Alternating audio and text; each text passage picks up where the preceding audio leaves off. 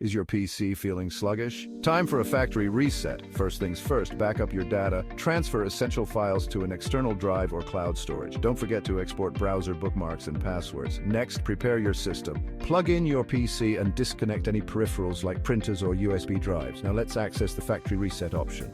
On Windows 10 or 11, go to Choose an option, Keep My Files, removes apps and settings, but keeps personal files. Remove everything, fully resets the PC, removing all files, settings, and apps.